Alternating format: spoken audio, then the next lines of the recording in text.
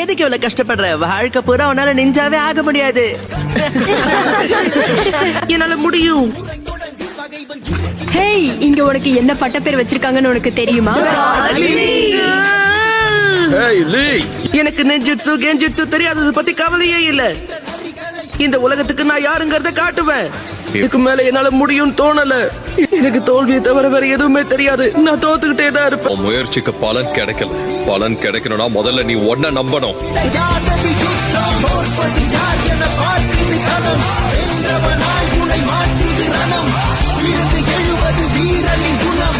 இறுதியே கிடையாதது யுத்தம்.